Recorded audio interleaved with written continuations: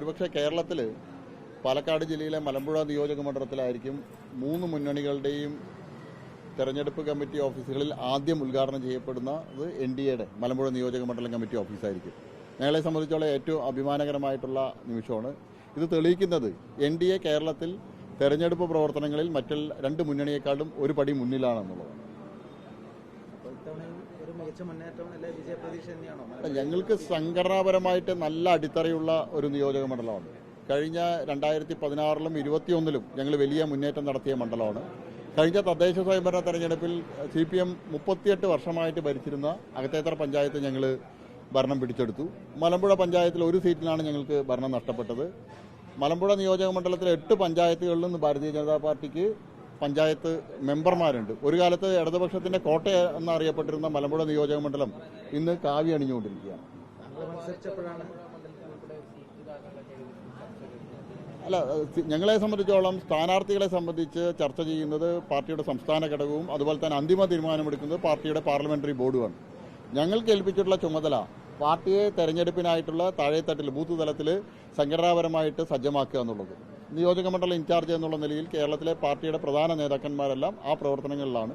Party ആരെ സ്ഥാനാർത്ഥിയാക്കിയാലും ആ സ്ഥാനാർത്ഥിയെ വിജയിപ്പിക്കാനുള്ള സംവിധാനം താഴെത്തട്ടിൽ ഉണ്ടാക്കുക എന്നുള്ളതാണ്. സ്ഥാനാർത്ഥിയല്ല ഘടകം. ഞങ്ങളെ സംബന്ധിച്ചോളം ഭാരതീയ ജനതാ പാർട്ടി NDAയുടെ മുന്നണിയുടെ ആര് മത്സരിച്ചാലും അവർ വിജയിപ്പിക്കുക എന്നുള്ളത്.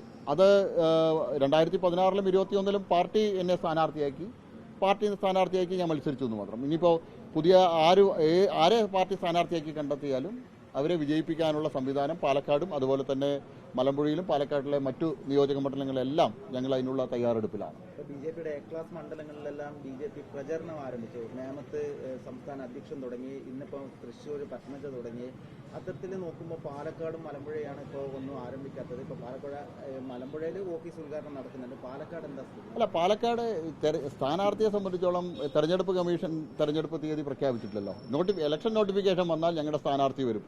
ഞങ്ങളെ സംബന്ധിച്ചോളം എണ്ണയിട്ട യന്ത്രം പോലെ പ്രവർത്തിക്കുന്ന സംഘടനാ സംവിധാനം പാലക്കാടും മലമ്പുഴയിലും എല്ലാ നിയോജക മണ്ഡലങ്ങളിലുണ്ട്. ആ സംഘടനാ സംവിധാനം ഞങ്ങളുടെ സജ്ജമാണ്. തെരഞ്ഞെടുപ്പ് കമ്മീഷൻ ഇലക്ഷൻ നോട്ടിഫിക്കേഷനുമായിട്ട് രംഗത്ത് വന്നാൽ അടുത്ത ദിവസങ്ങളിൽ തന്നെ ഞങ്ങളുടെ സ്ഥാനാർത്ഥി പ്രഖ്യാപനം ഉണ്ടാവും. ഞങ്ങൾക്ക് വളരെ ബഹുദൂരം മറ്റ് 2 മുന്നണികളെയും പിന്നിലാക്കി പോകാൻ കഴിയും. അല്ല, ഞങ്ങൾക്ക് കഴിവുറ്റ നിരവധി സ്ഥാനാർത്ഥികൾ പാലക്കാട് കേരളത്തിലുണ്ട്. അതിൽ ഏറ്റവും വിജയസാധ്യതയുള്ള സ്ഥാനാർത്ഥിയായിട്ട് വരും. അല്ല, ഞങ്ങൾ പറഞ്ഞല്ലോ, സ്ഥാനാർത്ഥിയെ അന്തിമമായിട്ട് തീരുമാനിക്കേണ്ടത് പാർട്ടിയുടെ പാർലമെന്ററി ബോർഡാണ്, ദേശീയ പാർലമെന്ററി ബോർഡാണ്. ആ പാർലമെന്ററി ബോർഡ് ഏറ്റവും വിജയസാധ്യതയുള്ള സ്ഥാനാർത്ഥിയെ കണ്ടെത്തി, ഏറ്റവും പൊതുസമ്മതനായിട്ടുള്ള സ്ഥാനാർത്ഥിയെ കണ്ടെത്തി ഇവിടെ പ്രഖ്യാപിക്കും. അവരെ വിജയിപ്പിക്കുക എന്നുള്ളതാണ് ഞങ്ങളുടെ ഉത്തരവാദിത്വം. ഞാൻ പറഞ്ഞല്ലോ, X or Y ആര് സ്ഥാനാർത്ഥിയായാലും വന്നാലും BJPയുടെ സ്ഥാനാർത്ഥി NDAയുടെ സ്ഥാനാർത്ഥി ആരാണോ അവരെ വിജയിപ്പിക്കുക എന്നുള്ളതാണ് ഞങ്ങളെ സാധാരണ പ്രവർത്തകരെ സംബന്ധിച്ചോളം ഞങ്ങളുടെ ഉത്തരവാദിത്വം. അതാണ് ഞങ്ങളുടെ ലക്ഷ്യം. അല്ല, പാർട്ടിയിൽ സ്ഥാനാർത്ഥികളെ സംബന്ധിച്ച് പാർട്ടിയിൽ കൃത്യമായിട്ട് അതിൻ്റെ ചർച്ചയും മറ്റൊക്കെ നടക്കുന്നുണ്ട്. മാധ്യമങ്ങളിൽ പല വാർത്തകളും പല മണ്ഡലങ്ങളെ സംബന്ധിച്ചും വരുന്നുണ്ട്. അതൊന്നും ചിലപ്പോൾ സത്യമാവണമെന്നില്ല. ഞങ്ങളെ സംബന്ധിച്ചോളം പാർട്ടി ആരെയാണോ സ്ഥാനാർത്ഥിയായിട്ട് നിശ്ചയിക്കുക അവരെ വിജയിപ്പിക്കുക.